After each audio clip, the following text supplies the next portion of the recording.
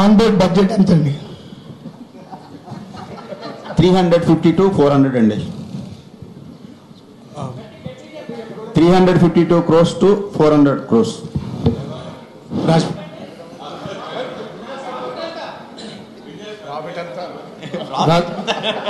అవన్నీ ఫైనల్గా తెలుస్తాయండి, ఇప్పుడు కాదు కదా. రాజమౌళి గారు మీ ప్రతి సినిమాకి సంబంధించి సీన్స్ కానీ పోస్టర్స్లో కానీ ఇది పలానా సినిమా కాపీ, ఇది పలానా సీన్ కాపీ అని ప్రతి సినిమాకి వినిపిస్తుంది.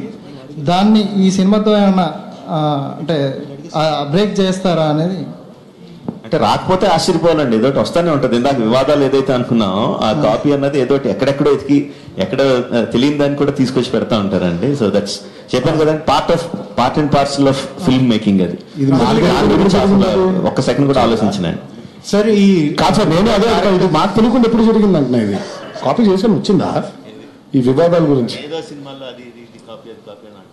మా దగ్గర రాలేదండి. సో డెఫినెట్గా ఇద్దరు characters freedom fighters are rooted in Telugu culture, like Alluri Sitarama Raju గారి or Komaram Bheem. But you're making the film, you're taking to other languages, pan Indian లెవెల్లో. Maybe they don't know our history or about our freedom fighters. So are you worried whether they'll truly understand the importance of these characters, or will they see them just as heroic men, bonding with each other? First thing అండి, తెలియపోతే ఇప్పుడు తెలుసుకుంటారని ఆశ. First thing, that's the most important thing. అందరికీ తెలియాలండి బేసిక్గా. చాలా చాలా గొప్ప గొప్ప వీరుల కథలు మరుగున పడిపోయినాయి. అంటే అదేం తప్పని కాదు, జరగలేదు, తెలియలేదు. So if people are interested, ఏంటి ఇద్దరు తెలుగు వీరుల గురించి చెప్తున్నారంట కదా అని చెప్పి if they start googling, if they start searching for who these people are, I will be more than happy, I will be honoured if people do that. And second thing, మనం కథ చెప్పేటప్పుడు అంటే అగైన్ నేను చెప్పినట్టు ఆ కథలో ఉన్న characterisation తాలూకు స్ట్రెంగ్త్ మీద ఈ సినిమా నడుస్తుంది తప్ప not based on the legend what they are. Because I'm not telling any story about what they did. మీకు ఆల్రెడీ ఉన్న తెలిసిన కథను నేను ఏది సినిమాలో చూపించట్లేదని. మీకు ఆల్రెడీ ఉన్న తెలిసిన క్యారెక్టర్ లాగా ఏ విధంగా వీళ్ళు తయారయ్యారన్న కథనే నేను చెప్తున్నాను. So both ways I'm not worried about it. Sir, in Bahubali, you had two strong female characters. Yeah. So in this, you are getting two leading actresses who are really talented, highly talented. So how much do you think you can exploit? Because as I can see, there are two heroes. This is all about heroism and patriotism and all that. So you think you will be able to extract that kind of talent that Alia Bhatt comes with? See, when I make a movie, I don't have a boxes to tick like, okay, do I have strong female character? Do I have a certain this character? I don't have boxes, that kind of boxes to tick. Yeah. The boxes I tick is that each and every scene, is it be creating an impact on the audience? Okay. If that scene to create an impact, I need a strong female character, I'll put a strong female character.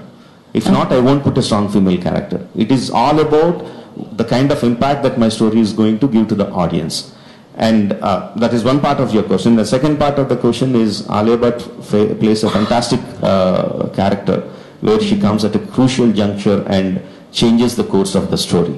Okay. Yeah. And in many contexts, strong women, many times when people ask me strong women, is that they physically, are they strong or not? Now, for me, a woman being physically strong or not is inconsequential. For me, whether she's mentally strong or not is what makes her strong. Yeah. So in that aspect, the character Sita, played by Alia Bhatt, will be one of the strongest characters in the film. Okay, thank you, sir. Alluri Sitaramaraju getup మనం already చూసాం sir. Kumaram Bheem getup కూడా చూసాం. మీరు ఎట్లా చేస్తున్నారు? అంటే చెప్పాను కదండి, this is before they became what they are. You will be seeing young, fresh, unseen characters of Alluri and Komaram. This will be completely fresh. Sir, Rajamouli గారు వీరిద్దరు యోధులే అయితే వీర మరణం చెందారు కదా. ఇప్పుడు ఈ సినిమాలో కంక్లూజన్ చనిపోతారా లేకపోతే స్వాతంత్ర్యం సాధిస్తారా అదే చెప్పాను కదా, సీక్వెల్ గా ఇంకోటి తీస్తారా? Yeah, that is one point we can think about. నేను మళ్ళీ అదే చెప్తున్నా అండి, మనకు తెలిసిన కథలో వాళ్ళు తిరిగి వచ్చి స్వతంత్ర పోరాటం మొదలు పెట్టిన దగ్గర నుంచి మన కథ స్టార్ట్ అవుతుంది. మనకు తెలిసిన అన్ని కథలు కూడా. నా కథ వాళ్ళు తిరిగి రావడంతో అయిపోద్ది.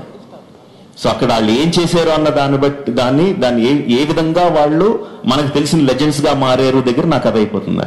సో వాళ్ళు వీరమరణం పొందడం, వాళ్ళు ఇక్కడికి తెలంగాణ ప్రాంతం వచ్చి ఆంధ్ర ప్రాంతం వచ్చి వాళ్ళు ఏ విధంగా పోరాడారు అన్నది is not the part of my story. Rajamouli గారు, ఈ ఆలోచన మీద మీ నాన్నగారుగా అసలు ఈ కాన్సెప్ట్ తట్టడానికి కారణం? మా ఐడియా నాదండి. ఐడియా నాది. చాలా చాలా సంవత్సరాల క్రితం మోటార్ సైకిల్ డైరీ సినిమా చూశానండి. మోటార్ సైకిల్ డైరీ సినిమాలో సరదాగా సినిమా చాలా ఇంట్రెస్టింగ్ గా సాగుతూ ఉంటుంది. ఒక షే అన్న ఒక వ్యక్తి గురించి కథ సాగుతూ ఉంటుంది. లాస్ట్ ఫ్లాగ్ ఎండ్ లో they suddenly reveal the character what we have seen throughout the film is actually not some guy, but it's actually Che Guevara. It's a fantastic twist. అసలు చాలా బాగుంది కదా ఇది, మనం కూడా ఎలా తీస్తే ఎలా ఉంటుంది. రాజు అన్న ఒక కుర్రోడు గురించి 20s లో కథ చెప్పి లాస్ట్లో అల్లూరి సీతారామరాజు రివీల్ చేస్తే ఎలా ఉంటుంది అని చాలా సంవత్సరాల క్రితం అనుకున్నదాన్ని. దెన్ సడన్ గా కొమరం భీం గురించి చదువుతా ఉంటే దెన్ నేను ఇందాక మీకు చెప్పినట్టు ఇద్దరు ఒకే టైంలో పుట్టడం, ఒకే టైంలో వెళ్ళిపోవడం, ఒకే టైంలో తిరిగి రావడం, ఇద్దరు వెళ్ళినప్పుడు ఏం జరిగిందో ఇద్దరు గురించి తెలియకపోవడం, తిరిగి వచ్చిన తర్వాత ఇద్దరు ఒకే విధంగా గెరిలా వార్ఫేర్ లో ఫైట్ చేయడం. I thought it was fantastic and so the thought was planted by motor cycle diaries. Then graphics సినిమాలు జనరల్ గా చేయడానికి బాహుబలి తర్వాత కొంచెం బ్రేక్ తీసుకుంటా అన్నారు. మరి ఈసారి కూడా విజువల్ ఎఫెక్ట్స్ చాలా ఎక్కువ అవసరం అవుతాయేమో కదా? అవుతాయండి. అంటే కుక్కతో వంకర అంటారు కదండి ఆ టైప్. రామ్ చరణ్ గారు ఓ పక్కన నాన్నగారేమో సైరా చేస్తున్నారు, మీరు ఇప్పుడు అల్లూరి సీతారామరాజుగా చదువుతున్నారు. ఒకే కుటుంబం నుంచి ఇద్దరు స్వాతంత్ర సమరయోధులు వస్తున్నట్టుంది. నిజంగా కోఇన్సిడెన్స్ అండి, అసలు మేము అనుకోలేదు. ఒకటే ఇయర్లో ఆయనదేమో ఈ సంవత్సరం సెకండ్ హాఫ్ ఆఫ్ ది ఇయర్లో ఆయన సినిమా రిలీజ్ అవడం, సేమ్ కైండ్ ఆఫ్ ఎరా నేను కూడా చేయడం అనేది ఇట్స్ కంప్లీట్ కోఇన్సిడెన్స్. ఒక చిన్న ప్రశ్న, అంటే ఇప్పుడు రాయలసీమ మాండలికం అయిపోయింది, ఇప్పుడు తెలంగాణ మాండలికం ఏమైనా ప్రాక్టీస్ చేస్తున్నారా? కొమరం భీం గారు మాండలికం ఏదైతే ఆ మాండలికం అంటే. రాజమౌళి గారు, నేను రమేష్ అండి, జీ తెలుగు. యాక్చువల్గా మీరు చేస్తున్న దాంట్లో కొమరం భీం ఏమో ముస్లిం రూల్లో ఉన్నాడు, అంటే అతని పీరియడ్ ఇక్కడేమో ముస్లిం రూల్లో ఉన్నప్పటిది. అల్లూరి సీతారామరాజు తీసుకుంటే అక్కడ క్రిస్టియన్ బ్రిటిషర్స్ రూల్లో ఉన్నాడు. సో అంటే వాళ్ళిద్దరు బయట నుంచి వచ్చిన వాళ్ళే, ముస్లిమ్స్ అండ్ క్రిస్టియన్స్. వీళ్ళిద్దరేమో హిందూ, వాళ్ళిద్దరు బయట నుంచి వచ్చారు కదా. సో మీరు ఈ స్టోరీ అనుకున్నప్పుడు అలాంటిది ఏమి ఉండకపోవచ్చు. మేబీ రేపు పొద్దున మీరు దీన్ని ఇచ్చేసినప్పుడు ఇది ఒక కమ్యూనల్ రిలీజియన్ దీని కింద వచ్చే ఇదేమన్నా ముస్లిం క్రిస్టియన్ కింద ఎందుకున్నారండి వీళ్ళిద్దరు? నో రూల్ అండి నేను చెప్తుంది. తెలంగాణలో ముస్లిం రూల్ ఉంది, వాళ్ళు fight with Muslim against Muslim rule. Okay. And Sitaramaraju against Britishers. కాదండి, అది ఎక్కడి నుంచి ఎక్కడికన్నా కాదండి. ఓకే. కొమరం భీం నిజాం ఎదురు ఎగెన్స్ట్ పోరాడారు. ఆయన నిజాం ఈజ్ ఇస్లాం సంబంధించిన వాళ్ళు. Alluri Sitaramaraju fought against British. వాళ్ళు క్రిస్టియన్స్, బేసికలీ క్రిస్టియన్స్. కాబట్టి ఇప్పుడు మనం కథ చెప్పడం మానేయాలని చెప్పకూడదండి. అంటే మన ఇండియాలో ప్రజెంట్ గా పర్టికులర్ ఇలాంటి వాటి మీద, ఇలాంటి ఇష్యూస్ మీద ఎక్కువ ఇలాంటి ఏదో వస్తుందండి. నేను అసలు అన్ఎక్స్పెక్టెడ్ క్వార్టర్స్ నుంచి ఏదేదో అసలు ఎక్కడేయో పెట్టి ఏదో వస్తాయి. దాని గురించి మనం అసలు నేనైతే ఆలోచిస్తున్నాండి, అసలు దాని గురించి ఆలోచించిన. మనం సిన్సియర్ గా కథ చెప్తున్నా లేదో ఒకటే పాయింట్ అండి. ఫిక్సేషన్స్ అన్ని మనకున్నాయి, నాలుగు లేవు. మన ఫిక్సేషన్స్ మనం వాళ్ళ మీద వృద్ధేస్తున్నాం అంతే. రాజమౌళి గారు, సాయి ఫ్రమ్ మోజెటివ్. సార్ చెప్పండి. బాహుబలి సినిమా తీసేటప్పుడు సింగిల్ సినిమానే తీశారు. సో తర్వాత మా అదృష్టం కొద్దు లేకుంటే ఏదో కొద్ది 2 సినిమాలు అయిపోయాయి. సో ఇప్పుడు RRR కూడా సింగిల్ సినిమా బయటకు వచ్చే అవకాశం ఉందా, లేదంటే 2 భాగాలు అయ్యే అవకాశం ఉందా? 100% సింగిల్ సినిమా అండి, ఒకటే సినిమా. అది బాహుబలి అనేది లెంగ్త్ డ్యూరేషన్ ఎక్కువ ఉంది కాబట్టి దాన్ని రెండింటిగా చేశాను. ఒకటి అయిన తర్వాత భలే ఉంది రెండో తీద్దాం చేయలేదు. పెద్ద లాంగ్ కథ కాబట్టి 2 భాగాలుగా చేయాల్సి వచ్చిందండి. ఇది ఒక సినిమాగా పట్టి అంత కథ ఉంది కాబట్టి ఒకటే సినిమా. రాజమౌళి గారు థ్యాంక్ యూ వెరీ మచ్. చాలా రోజుల తర్వాత తెలుగు మీడియాతో ఇంటరాక్ట్ అవుతున్నందుకు. ఇక్కడండి థ్యాంక్ యూ అండి. ఈ బాహుబలిలో మొత్తం తెలుగు సౌత్ మీడియానే సౌత్ యాక్టర్స్ నే వాడారు. ఈ సినిమాలో ఎక్కువ నార్త్ వాళ్ళు కూడా తీసుకుంటున్నారు. అంటే యాంటీ రోల్ కి, విలన్ రోల్ కి, మెయిన్ రోల్ కి, లీడ్ రోల్ కి తెలుగు హీరోలతో సమానంగా ఉన్న రోల్స్ అని ఇస్తున్నారు. అంటే మీ ఉద్దేశం అజయ్ దేవగన్ గారు విలన్ అనుకుంటున్నారా? కాదండి, అలాగేం లేదండి. అంటే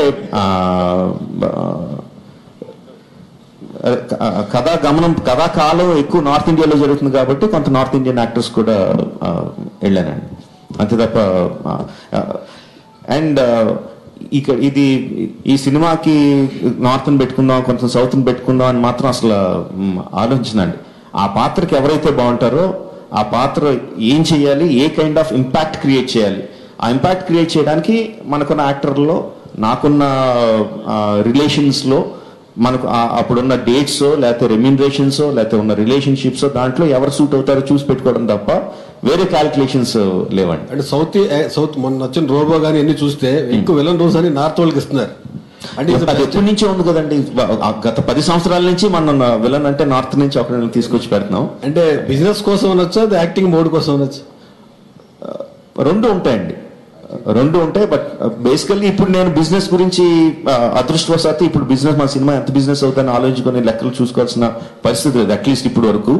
సో నా వరకు ఈ సినిమా వరకు నేను ఎవరు సెట్ అయితే బాగుంటుందో చూస్తున్నాను, అలాగే పెడుతున్నాను. దాని గారు మంచి ఆలోచించి తీసుకున్నారంట అట్లాగే. రాజమౌళి గారు, ప్రతి సినిమాలోని మీ వెపన్ అనేటువంటిది ఒక కీలకమైన ప్లేస్ చేస్తుంటది. బట్ ఇందులోని అల్లూరి సీతారామరాజు గారు ఎప్పుడు ధనస్సు విల్లు వాడతారు కదా, మరి మీకు అందులో క్రియేటివ్గా ఏదైనా వెపన్ పెట్టే అవకాశం ఉందా, లేకపోతే ఎలాంటి ఆలోచన? అంటే మళ్ళీ అదే చెప్తున్నా అండి, మనకు తెలిసిన అల్లూరి సీతారామరాజు గారు విల్లు, ధనుర్బాణాలు అవన్నీ ధరించి వచ్చారండి. నేను దానికన్నా ముందు కథ చెప్తున్నాను. సో వాళ్ళకి ఏ విధమైన వెపన్స్ చేస్తాను అనేది మీరు సినిమాలో చూడాలి. Hello sir, I have 2 questions. My first question is for both the actors there. Would you have accepted this offer to act in this film if it was offered by some other director? And my second question to you is, if not for these 2 actors, which other Indian actors would you have chosen for the roles? Who do you want to ask? I mean, who should answer first, us or him? Us, yeah, right. Tarak just answered, probably one of the first questions he answered was on the same lines. Probably in Telugu he answered. Can answer the same in English. So what he said is, what you're talking about is something that might happen in the future if somebody. So when there's a probability of if, we don't know what we would do, yes or no.